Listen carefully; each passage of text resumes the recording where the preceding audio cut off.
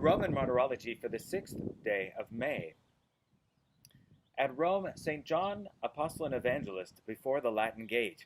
By order of Domitian, he was brought in fetters from Ephesus to Rome, and by the sentence of the Senate was cast into a cauldron of boiling oil before that gate, whence he came forth healthier and more vigorous than when he had entered it.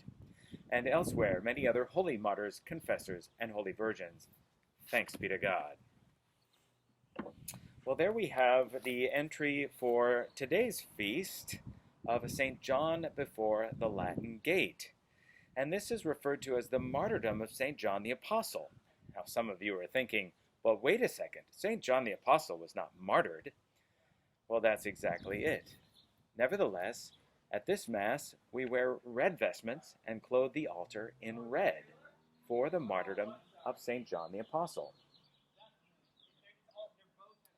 Let's hear what Jacobus Voragine has to say about this feast. While John the Apostle and Evangelist was preaching at Ephesus, he was taken prisoner by the proconsul and invited to sacrifice to the gods. He refused and was remanded to prison, and a letter was sent to Emperor Domitian that described John as guilty of great sacrileges, namely of despising the gods and of worshipping a crucified man. By Domitian's order he was brought to Rome, and all his hair was cut off in mockery. Then at the city portal called the Latin Gate he was plunged into a cauldron of hot oil over a blazing fire, but felt no pain and came out unscathed. Therefore the Christians built a church at the spot and solemnized that day as the day of the apostles' martyrdom. When even the cauldron did not deter John from preaching Christ, by order of Domitian he was relegated to the island of Patmos. The reason the Roman emperors persecuted the apostles was not that they preached Christ, since the emperors themselves did not exclude any god, but that without the authorization of the Senate they had declared Christ divine, something the Senate forbade anyone to do. Indeed, we read in the ecclesiastical history that Pilate once wrote to Tiberius concerning Christ, and on the strength of that letter, Tiberius would have allowed the Christian faith to be preached to the Romans. But the Senate rejected the idea on the ground that Christ could not be called a god by authority of the emperor. Another reason given in a chronicle for the persecutions was that Christ had not appeared to the Romans first. Still another was that he banned the cult of all the gods, which the Romans practiced. Another was that he preached contempt of worldly goods, and the Romans were avaricious and ambitious. Moreover, Christ himself did not want the Senate to confirm his divinity, lest that be attributed to human power. According to Master John Beleth, another reason the emperors and the Senate persecuted the apostles was that he seemed to them too proud and grudging a god, in that he did not condescend to have any other god sharing his divinity. Orosius assigns another reason, namely that the Senate was offended because Pilate had addressed letters about Christ's miracles to Tiberius and not to themselves. Wherefore the Senate would not allow Christ to be consecrated among the gods. This stung Tiberius, and he proceeded to have many of the senators put to death and condemned others to exile. When John's mother learned that he was a prisoner in Rome, she was moved by maternal compassion and went to Rome to visit him. Upon arrival there, she found that he had been sent into exile, so she set out on the homeward journey and got as far as the city of Nerulana in Campania, where she died. Her body lay for a long time in a cave until the location was revealed by her son to St. James. The body, giving off a pervading perfume, was transferred with much honor to the aforementioned city and occasioned many miracles. And there we have the words of Jacobus Voragine on this feast of St. John before the Latin Gate. And by the way, I'm here before the gate at St. Stephen's Catholic Church in Portland, Oregon. Well, let's see what the liturgical eulogy has to say, and this is from the book of St. Jerome against Jovinian.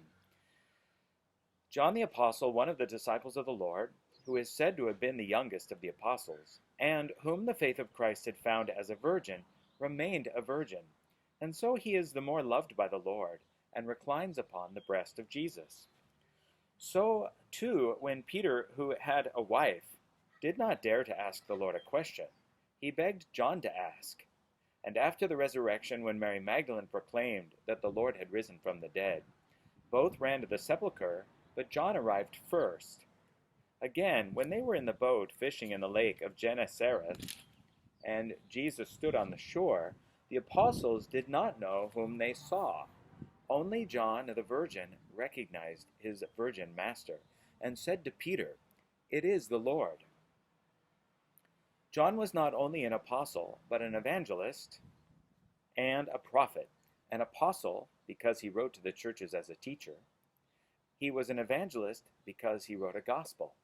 But none of the 12 apostles but Matthew had done. A prophet, because on the island of Patmos, where he had been banished by the Emperor Domitian, because he bore witness to the Lord, he saw the apocalypse, containing unfathomable mysteries of future times, of future things. Tertullian relates, moreover, that at Rome he was cast into a cauldron of boiling oil, but came out healthier and more vigorous than when he was cast in. So that from the witness, or from the testimony of Tertullian. But his gospel, too, is very different from the others. Matthew begins as if writing of a man, the book of the origin of Jesus Christ, the son of David, the son of Abraham, and Luke with the priesthood of Zachary, Mark with the prophecies of Malachias and Isaiah. The first has the appearance of a man because of the genealogy, the second that of an ox because of the priesthood, the third that of a lion because of the voice of one crying in the desert, "Make ready the way of the Lord, make straight his paths." But our John, like an eagle, flies aloft and reaches the Father himself, saying, "In the beginning was the Word, and the Word was with God, and the Word was God." And there we have the words of St. Jerome. Well, let's see what Venerable Prosper Gueranger has to say about this feast in his work, The Liturgical Year, Volume 8, on Paschal Time, Book 2. St. John before the Latin Gate, May 6th. The beloved disciple John, whom we saw standing near the crib of the babe of Bethlehem, comes before us again today, and this time he pays his delighted homage to the glorious conqueror of death and hell. In other words, the main feast of St. John is right after the Nativity of the Lord at Christmas, so he's standing by the crib. And here this is his Easter feast then. He pays his delighted homage to the glorious conqueror of death and hell. Like Philip and James, he is clad in the scarlet robe of martyrdom. The month of May, so rich in saints, was to be graced with the palm of St. John, in other words, the martyrdom of St. John.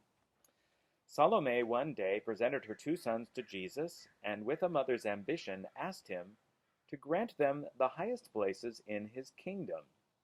The Savior in his reply spoke of the chalice which he himself had to drink, and foretold that these 2 disciples would also drink of it.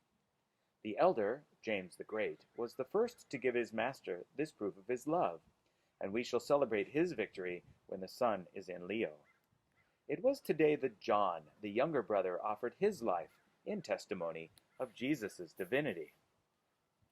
But the martyrdom of such an apostle called for a scene worthy of the event. Asia Minor, which his zeal had evangelized, was not a sufficiently glorious land for such a combat. Rome, whither Peter had transferred his chair, and where he died on his cross, and where Paul had bowed down his venerable head beneath the sword, Rome alone deserved the honor of seeing the beloved disciple march on to martyrdom, with that dignity and sweetness which are the characteristics of this veteran of the apostolic college. Domitian was then emperor, a tyrant over Rome and the world, and whether it were that John undertook this journey of his own free choice, or from a wish to visit the Mother Church, or that he was led thither bound with chains in obedience to an imperial edict, John, the august founder of the 7 churches of Asia Minor, appeared before the tribunal of pagan Rome. He was convicted of having propagated in a vast province of the empire the worship of a Jew who had been crucified under Pontius Pilate. He was a superstitious and rebellious old man, and it was time to rid Asia of his presence. He was therefore sentenced to an ignominious and cruel death. He had somehow escaped Nero's power, but he should not elude the vengeance of Caesar Domitian. A huge cauldron of boiling oil is prepared in front of the Latin gate. The sentence orders that the preacher of Christ be plunged into this bath. The hour is come for the second son of Salome to partake of his master's chalice. John's heart leaps with joy at the thought that he, the most dear to Jesus, and yet the only apostle that has not suffered death for him, is at last permitted to give him this earnest of his love. After scourging him cruelly, the executioners seize the old man and throw him into the cauldron. But lo, the boiling liquid has lost all its heat. The apostle feels no scalding, and on the contrary, when they take him out again, he feels all the vigor of his youthful years restored to him. The praetor's cruelty is foiled, and John, a martyr in desire, is to be left to the church for some few years longer. An imperial decree banishes him to the rugged Isle of Patmos, where God reveals to him the future of the church, even to the end of time. The Church of Rome, which counts among her most glorious memories the abode and martyrdom of St. John, has marked with a basilica the spot where the apostle bore his noble testimony to the Christian faith. This basilica stands near the Latin gate and gives a title to one of the cardinals. In honor of the great apostle of love, we give the following sequence composed by Adam of St. Victor. And we have a sequence here in Latin. I'll just read you the English translation. The happy realm of grace, where the King of glory is seen by the soul's unfettered gaze, gives union with God and equality with the angels to John, whose revelations have made known to men the mysteries of heaven. He drank of the living waters that sprang up to life eternal when he leaned on his Lord's breast. The wonderful miracles which he wrought have made him shine as a bright light in the church. He quenched the heat of the boiling oil. Men know that the torments prepared for him are cruel beyond measure. Yet do they wonder within themselves how a man can be a martyr and feel no pain? O martyr, O virgin, O guardian of the Virgin, by whom the world received him who is its glory, pray for us too, Jesus, from whom and in whom and by whom are all things. O thou that wast loved above the rest, by thine intercession and prayers render Jesus, by whom thou wast loved, propitious unto us. O thou that art a stream, lead us to the fountain. O thou that art a hill, lead us to the mountain. O thou whom grace made wholly pure, pray for us, that we may see the beloved. Amen.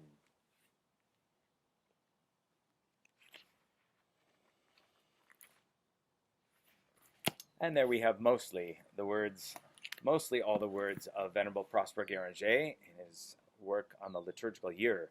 I would encourage you to get a set of this. It's 15 volumes, but it covers just about everything. Well, God bless you on this feast day. Please subscribe to this video channel. If you like this video, please share it with a friend. And don't miss a day of prayer with us.